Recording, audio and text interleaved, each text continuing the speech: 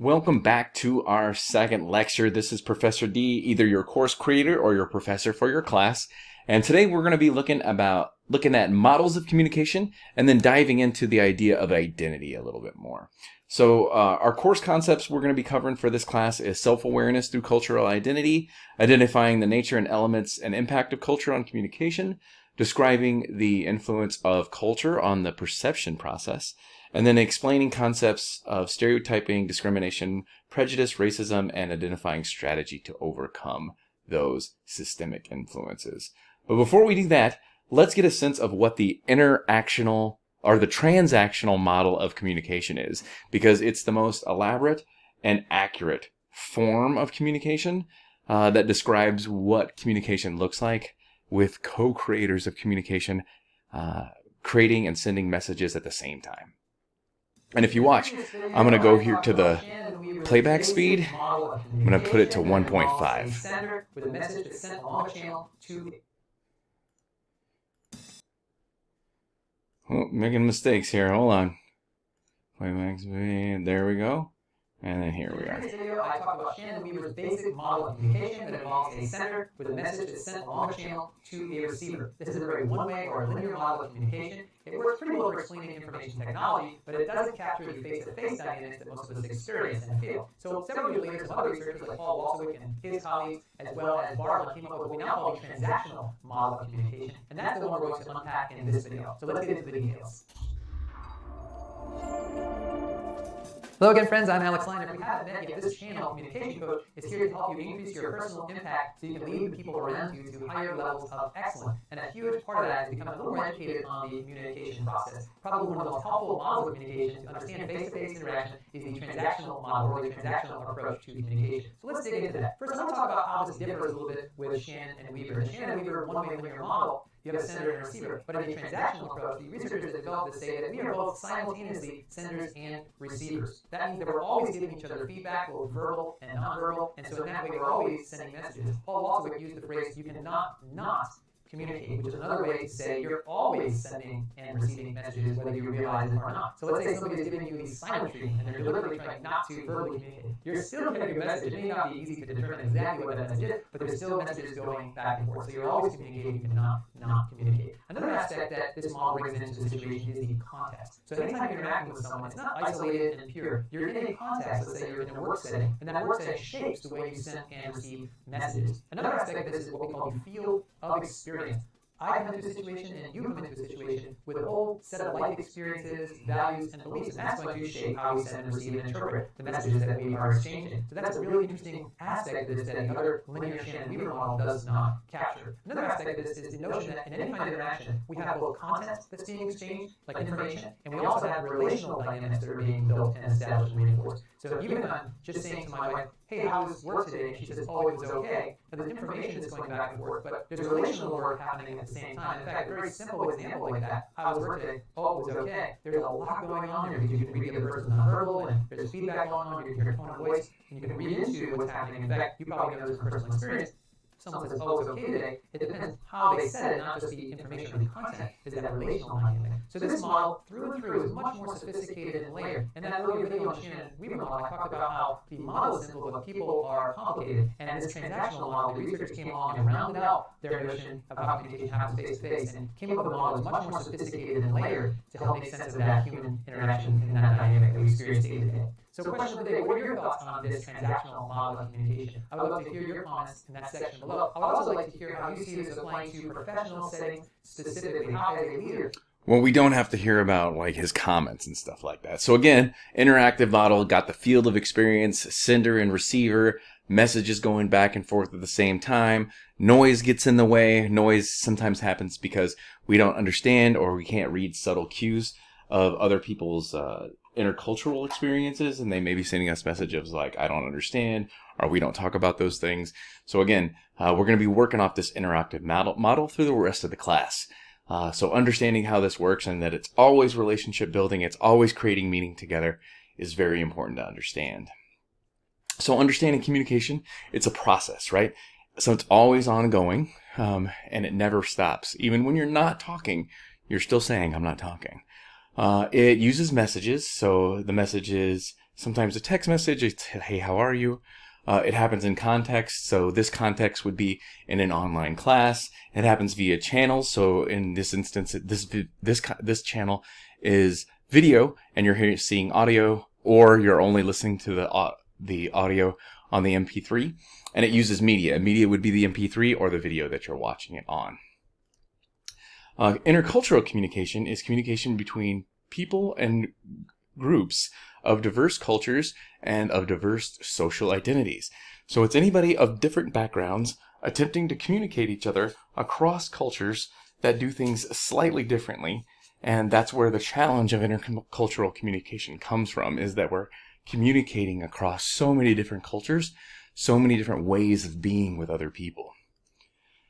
Intercultural communication competence. What is this? It is the ability to understand and communicate effectively and appropriately with people from different cultures. It is also encompassing being aware of one's own worldview, developing a positive attitude towards cultural differences, and gaining knowledge of different cultural practices or knowledge of different worldviews outside of your own experience. So again, you can see there's a lot to really learn there. So to unpack this, we're going to be doing an activity called First Impressions to help you understand how this works. More about First Impressions is going to be in the First Impressions assignment, but it's going to give you a sense of how identity is shaped or perceived by other people without a lot of information.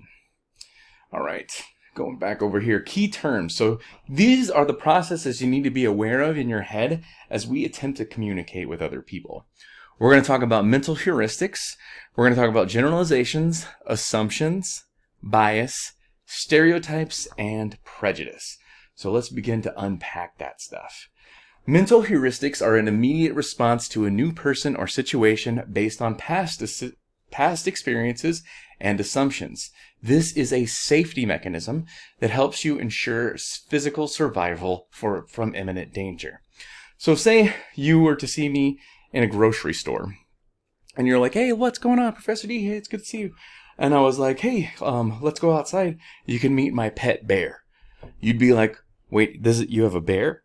You might be like, I don't know if I want to meet a bear, right? Because bears can hurt you, right? Like, if I was going to put you in a situation where you might have to be in close proximity to a bear, that mental heuristic thing gonna cue right away, because it's like, a bear could kill me. I don't want any part of that, right? We're always trying to be safe and in a good situation so we're not hurt, or so we can always make sure that we can survive. So we're always looking and watching out for anything that could potentially kill us. Mental heuristics is that immediate response to new people or new situations based on these past assumptions, based on these past experiences. Now, after you get through, am I going to die or not? The next thing your brain looks for is patterns. Your brain loves patterns because patterns mean predictability.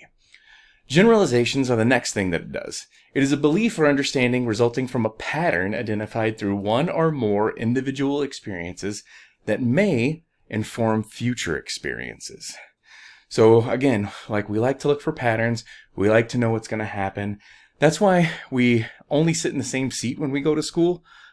Because we feel safe in that seat. And if someone takes your seat, you're like, oh my God, where do I go? What do I do? It's that feeling of, I don't know what to do next, right? It's the feeling of, well, I don't know what the pattern is. I don't know what's expected of me. That's why we seek similarity over and over again when we do things. Bias is a leaning of mind, a bent, or an inclination. It is to give a particular direction to or influence. So we have bias toward and against things all the time. Sometimes we're biased toward things. Sometimes we're biased against things. But everything you have knowledge of in some way, shape, or form, you have a feeling of, right? So you might have a bias towards cupcakes, but have a bias against onions, right? It's a leaning of mind. It's a hint of what you think and what you feel one way or the other. Now, continuing our definitions, we're going to look at the next thing that your brain does, and your brain looks for stereotypes, right? It likes to get a sense of what's going to happen and what is that thing going to look like as soon as it possibly can, right? Stereotypes are positive or negative sets of beliefs held by an individual about the characteristics of a certain group that are very, very resistant to change, even in the face of contradictory behavior. So for example, I rescue pit bulls. So stop and think for a second. What are general assumptions or stereotypes that exist in the world about pit bulls? So think. Well, when you think about it, right, probably tough, mean, aggressive, deadly, angry, right? A lot of negative stereotypes, right? But if you watch one of my videos and Tank, my dog, steps in and you see how cute and adorable it is, you can be like, well, Tank's nice even though he's a pit bull, but Tank is nice and other pit bulls are mean, right? So even with the example of Tank, right, people can still hold a negative bias against pit bulls, even with contradictory evidence, right? That's why stereotypes are super resistant to change, because people will be like, that's the good one, or you're the only one that doesn't, right? Next one is prejudice. Prejudice is unfounded judgments made about a group without actual knowledge or experience about a group, right? So this happens interpersonally a lot. Like men assume women have better penmanship or like taking notes or are better at taking notes than women, right? That's a form of prejudice. It's an unfounded judgment. When you're like, hey, to the woman next to you, can you take these notes? It's an unfounded judgment about her penmanship or her ability to take notes based on without actual knowledge about the person or about, for sure, all people in that group. And then lastly, we have discrimination. Discrimination is unfair treatment towards an individual or group based on their social identities. And then over here, we have a wheel that kind of explains personality, right? Here in the middle, we've got us. Internal dimensions, these are things that are a little bit more resistant to change. We have age. We're not going to change our age quickly. Our race is always pretty fixed. Like, it is fixed. We have our ethnicity, like our country, our ethnic culture of origin. Race is different than ethnicity because, like, I could be white, but I can be Irish, right? Irish is my ethnicity. My race is white. That's the difference. Physical ability, we actually call this temporarily abled, because if you think about it, as we get older, our mobility is going to be limited. We may not see as well. We may not hear as well. So when we think about ability, it's always best to call it temporarily able, because we may not have the same level of ability all the time. Or if you've ever tried to navigate the world with a broken arm or leg, you notice that the world's not built for somebody with any type of physical disability. We've got gender, like it tends to say fixed at birth outside of those folks that identify as transgender. And then we have sexual orientation. We tend to be attracted to the people that we're attracted to all our life. It may be considered okay or not okay by the people around us, but we're always kind of pulled to the same people with romantic interest. So again, these are all little slices of who we are and what we can be like, right? So when you look in the orange ring, other external dimensions are geographic location. In Arizona, we're more West Coast, laid back. We're not as time focused or time oriented. We're not, we don't tend to interrupt people as much. We don't come super on time to everything. Income level would be your socioeconomic class. Your religious identification would be like if you're Christian or Muslim or Buddhist. Your appearance, right? There's a thing called pretty privilege, or people are meaner to people that are not perceived as beautiful. And I think it's one of the things everyone worries about all the time. So you can see all these different things are areas that we have a unique identification with and has a sense of who we are and how we see ourselves. And then moving on, all these things overlap to create a very unique sense of who we are and how we come to be. So understanding that is also incredibly important if we're really going to understand us as individuals. Because we're not just race, we're not just ability, we're not just our sexual orientation, we're not just our gender identity, we're all those things at the same time.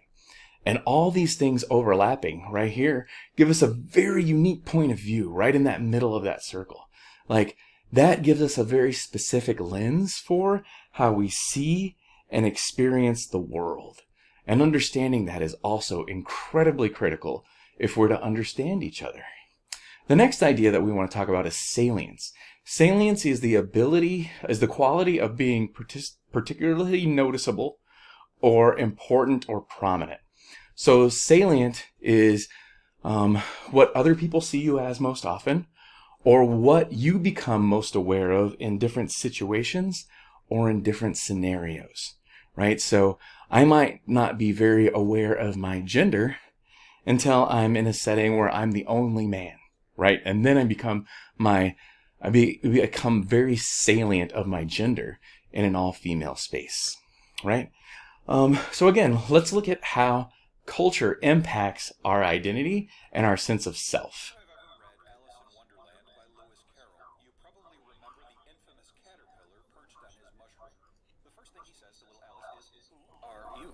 Alice responds with, "Why, I hardly know, sir. I've changed so much since this morning, you see." Alice is experiencing a crisis of self-identity. Self-identity is defined in many ways and with many theories within psychology.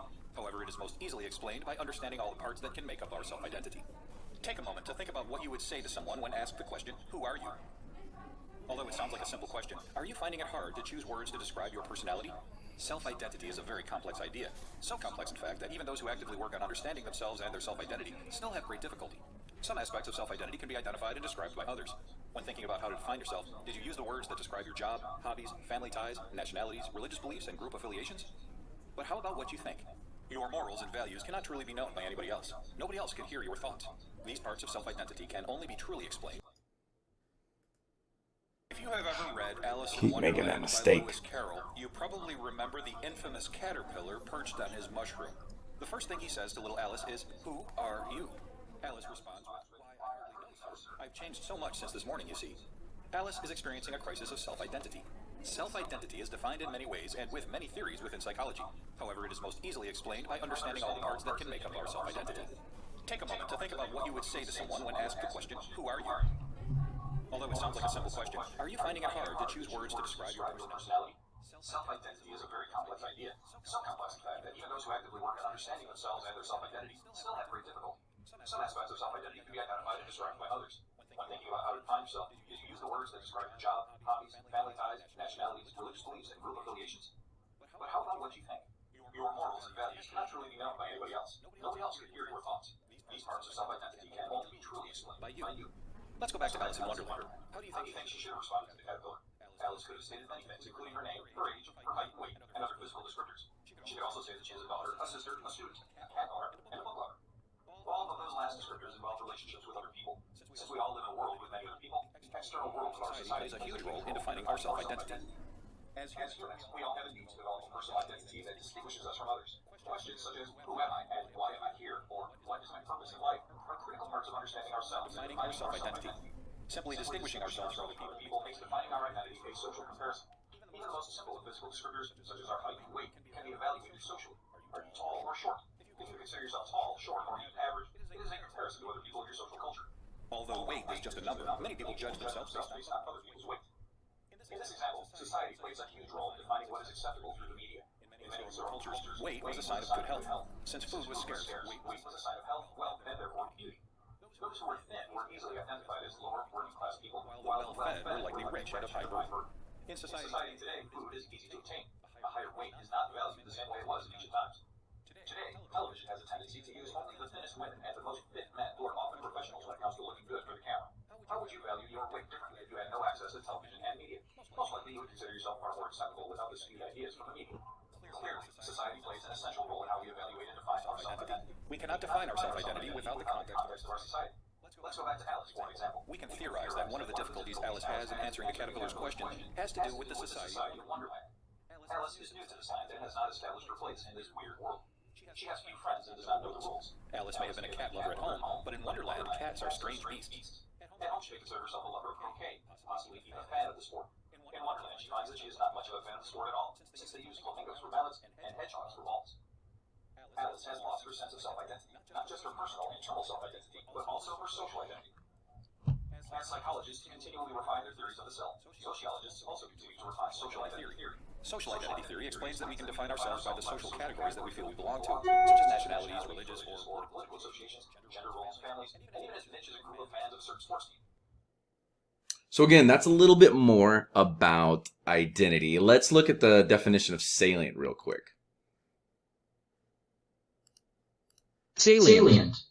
Meaning of salient. Most noticeable or important. The salient facts about something or qualities of something are the most important things about them. The salient points or facts of a situation are the most important ones. Let's see some examples of salient. Without all of the salient data, it will be impossible for the accountant to prepare your tax returns. The article presented the salient facts of the dispute clearly and concisely.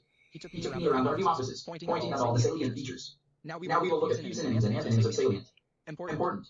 Noticeable. Conspicuous. Arresting. Notable. Unimportant. Insignificant. Inconspicuous. Unnoticeable. Unimpressive.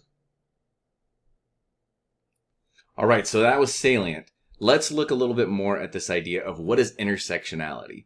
What does it mean when we have all these identifiers overlap to create a sense of a very unique sense of self or a very unique experience of the world? Intersectionality is a buzzword that we can hear in a lot of conversations about feminism. Some say that feminism is intersectional in feminism. Others say that intersectionality as a concept has much more water already complicated about this discourse. So in this video, I want to investigate and answer what is intersectionality. Intersectionality is a term coined by smart advocate and law professor Courtney Crenshaw. She introduced the term as a theory in her paper for the University of Chicago Legal Forum in 1999 called The Marginalized Intersection of Race and Sex, a Black feminist history of anti-discrimination doctrine, feminist theory, and anti-racist politics. In the paper, she discusses how what she calls the single axis framework is used to discuss discrimination has erased Black women. She discusses how often racial discrimination cases focus on Black men and sex discrimination cases tend to focus on white women. She argues that this narrow focus is towards our understanding of both sexism and racism, and that Black women experience both of these things simultaneously. She renders heavy criticism of the feminist movement, which at the time focused largely on white women's experience sexism, and the anti-racist movement is largely on how Black women experience racism. Arguing that because a Black woman's experience is greater than the sum of sexism and racism, that a Black woman cannot simply be included into these racist structures, but that rather these structures had to be rethought and recapped. In her paper, she discusses the court case that occurred after passing the Civil Rights Act of 1964, five Black women and General Motors specifically discriminated against Black women when they noticed that all the Black women hired after 1970 were laid off during the recession. They lost their case. The court essentially concluded that there was evidence companies specifically having biased against Black people and women because they currently employ several Black people and women. The women were all white and all the Black people were men.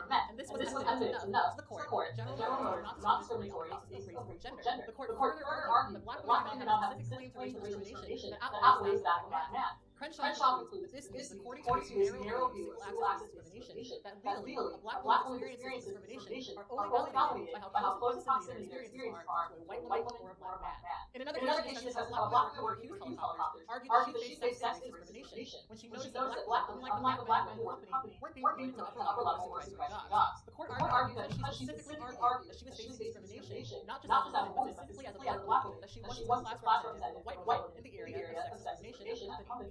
Crenshaw concludes that this logic reveals how white women centralize discourse around sex-based discrimination cases. White women's claims of sex-based discrimination are seen as pure, which makes it so that even the policy is against all women. Black women are placed at odds with white women because the racism they experience makes the consequences of the policy harsher for Black women. That not allowing those who experience multiple disadvantages to represent those who are singularly disadvantaged complicates the redistribution of opportunity and reinforces a hierarchy where white women are incentivized to protect the source of their privilege and their place at the top of the hierarchy. This often leaves Black women alone to defend themselves. In another case, two Black women sued a pharmaceutical plant on behalf of all Black employees for racial discrimination. The court immediately argued that they could only argue on behalf of Black women, but not Black men. They managed to prove their case and they were awarded back pay, but the back pay was only issued to Black women in the company, not Black men. She points out in her paper that while all three of these cases reach different and potentially contradictory conclusions about what is discrimination, that they all share the commonality of excluding the intersection of sexism and racism that Black women experience, and that this particular type of discrimination materializes in various ways. She writes, I'm suggesting that Black women experience discrimination in ways that are both similar and different to those experienced by white women and Black men. Black women sometimes experience discrimination in ways that are similar to white women's experiences.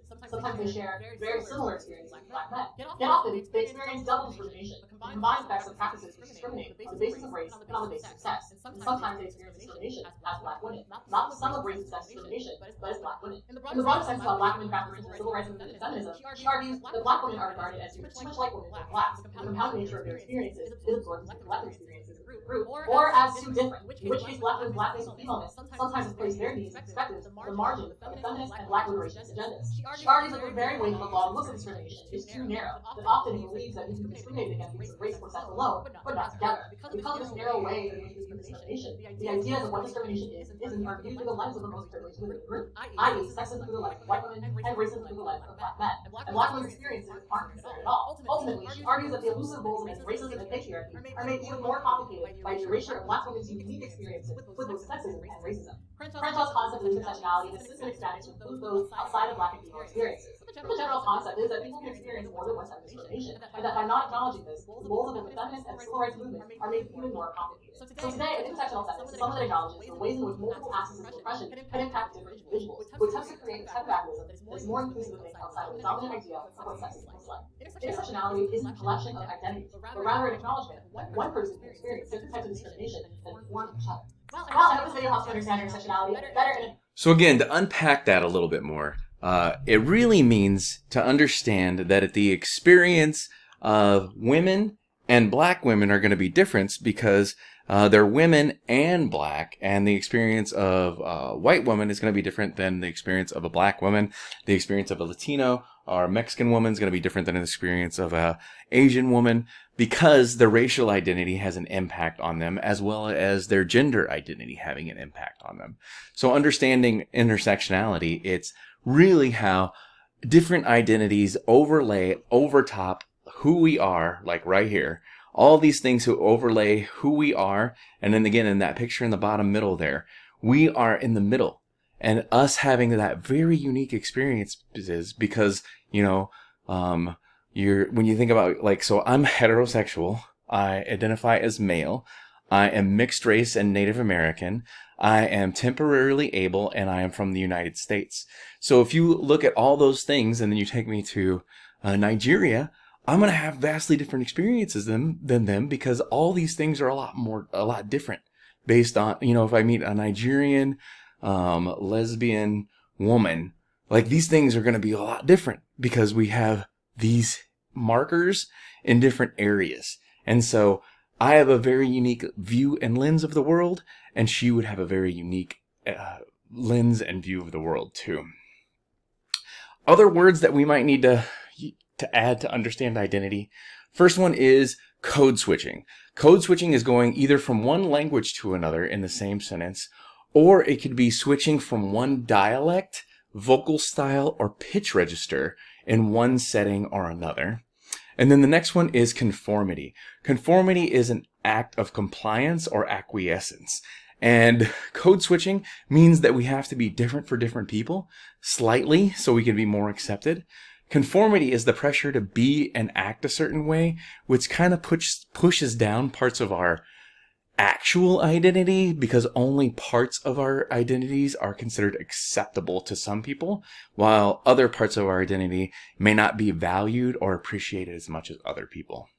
So let's unpack code switching. We all code switch, but some examples are more effective than others. Let's be real honest. Obama would not be president if he didn't know how to effectively code switch.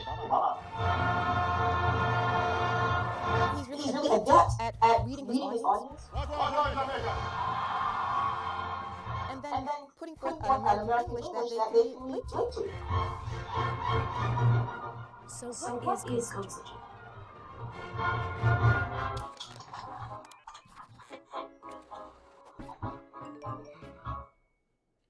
Okay, so let's keep it really simple. Code, so we can think language, switching, so going back and forth between one language and another, or one dialect and another. Meet Professor Renee Lake. I am an associate professor in the Department of Linguistics at New York University. I'm also in the Department of Social and Cultural Analysis and the Director of Economic Studies. Say that 3 times fast. Code switching is the norm for all of us. So if you just think about whether it's a formal situation versus an informal situation, we're going to do code switching. Usually people think of it in terms of language. So here I'm speaking, and I'm speaking not only with words, but I'm also speaking with face, hands. But code switching often has higher stakes for Black people. I think it's clear why Black people specifically feel the need to code switch. This is Karen Finley. She's the editor of HuffPost Black Voices. Our Blackness isn't accepted in a lot of spaces that are critical for our success and our survival. A lot of times we have to dilute and we have to put on a mask. It's a bigger leap for someone who speaks African American English versus someone who speaks a language that is closer to mainstream English, the language of those in power. But when a Black person can't effectively code switch, the result can be catastrophic. The 2013 George Zimmerman trial was a painful reminder of that fact. He was charged with second-degree murder in the shooting of Trayvon Martin. Rachel Gentile was the prosecution's star witness and a close friend of Martin's. And when she testified, she was not code switching. And had a man life. He looked like a creepy ex-criminal. She took the stand, and it became clear that the public wasn't judging the facts of her story. They were judging her language. I don't think she came across as brutally honest. I think she comes across as brutally ignorant. Every time she opens her mouth, her credibility gets chipped away and chipped away. Ultimately, Zimmerman walked free. But the ability to code switch isn't always enough to avoid disaster. Case in point, Sandra Bland. Bland was stopped for failing to signal a lane change. She's speaking a form of standard or mainstream English. But yet, the conversation escalates and goes badly very quickly. Get out of the car! I will let you up. Get out! Now! Get out of the car! Get over there! And so here what I think is happening, and what we seem to understand, is that there's something about the black expression that is different from being misconstrued. Despite her ability to code switch, Bland was arrested. She was later found dead in her jail cell. Our blackness inherently sets trouble in a lot of white spaces, in a lot of public spaces. That's why so many people feel threatened and want to call the cops when they see a black person doing something as benign as waiting for a business meeting to start a startup. So it sounds like racism is the root cause of all of this. We haven't, as a country, confronted racism and really got into the roots of why we code switch, why we feel like we have to straighten our hair in order to get a job, even if we don't want to. That concerns me, because I think of like science like every other body is a beautiful body. And should be loved and respected, and not feel anxiety as you walk through the world on a daily basis. I know I feel that anxiety, because I do want to be accepted by the world in which I live. Code switching can help black people navigate white spaces, but at the end of the day, it's not enough to overcome racism. Code switching, respectability politics don't protect us all the time. We're still black. So again, that's a little bit about code switching. Now let's look at this idea of conformity.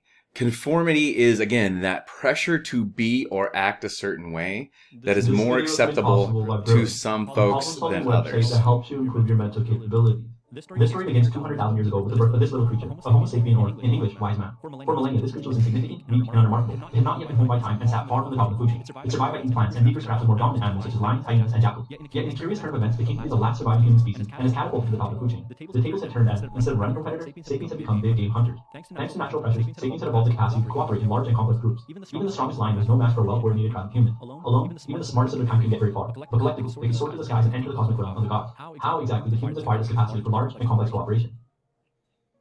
Like all species, sapiens had to contend with a great foe, nature. All entered, but only those with the traits best suited for survival and reproduction made it out safely. Time and time again, nature rewarded cooperative sapiens with survival and reproduction. As a result, the group instincts became stronger. Cooperation can be thought of as a master ability with several subordinate abilities such as obedience and conformity. However, this ability truly is a double-edged sword. The abilities that allow sapiens to work together to uplift one another also allow them to work together to oppress one another. In a previous essay, we took a look at the behavior of obedience. Now let's take a look at its sister behavior, conformity. So, what is conformity? In essence, conformity is when an individual alters their belief or behavior to relieve internal tension caused by group pressure. To understand conformity better, let's take a look at one of the landmark studies in social psychology. Let's say I showed you these two cards, match a line on the left to one of a similar height on the right. It's obvious, right? The answer is C. In the 1950s, psychologist Solomon Asch asked individuals to solve 750 variations of this question. In total, there were only 3 incorrect answers out of 750. You're probably not surprised because the test is actually pretty easy. However, the problem gets a lot more interesting when you bring people together. Asch brought a group of people into a room and got them to solve 18 of these line questions. All of the group members were actors except for a single subject. All the actors were told to answer 12 out of the 18 questions incorrectly. After running this experiment several times, it was found that subjects would conform to the group's incorrect answer a third of the time. 75% of subjects conformed to the group's incorrect answer at least once. 25% of subjects never conformed. Remember, when subjects were asked to solve this task alone, less than 0.5% of people guessed incorrectly. The task was simple to do, so it's quite clear that subjects were conforming to the group. Asch asked participants why they had conformed, and they gave various answers. Some said that they didn't know if they were actually right, and some said that they didn't want to stand out from the group. This leads us to the different types of conformity. Conversion versus compliance, and normative versus informational.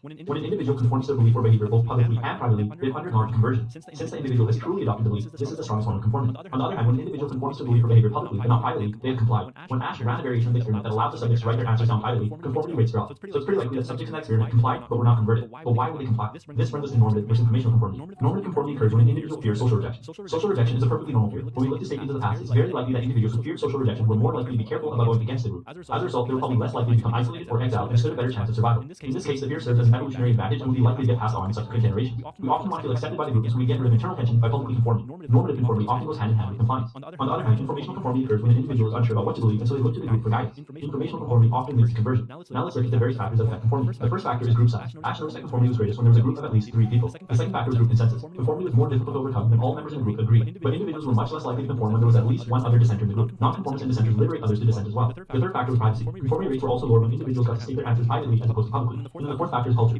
People who come from cultures that value the individual are also less likely to conform than cultures who value the collective. So now you know about the different types of conformity and some of the factors affecting it. But when and why do people diverge?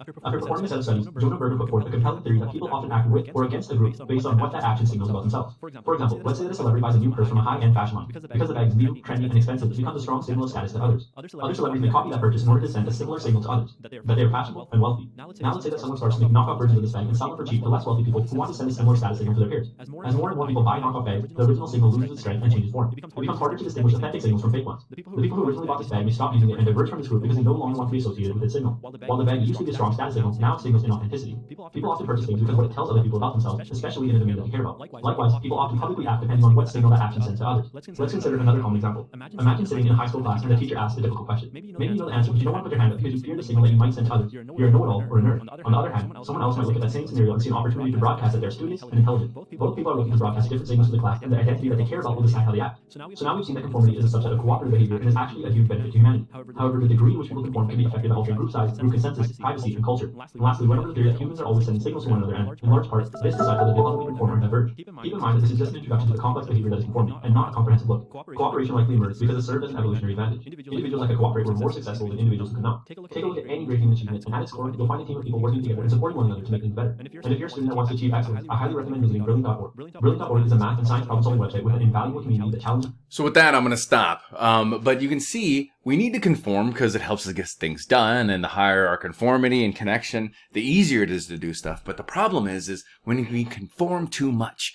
when we act like everybody else too much, we'll repeat wrongness with them so we don't stick out in a bad way. And the other thing that becomes really complicated with conformity is that we have to understand, like, being our unique self, seeing things in a very unique way, and doing things differently allows us for new opportunities and new ways of doing things, right? So the better we understand the world from more complete and different and varied worldviews, the more real we will see and understand the world, and we'll be able to be a little bit more accurate. Because we're not just pretending to be right to get along with everybody else.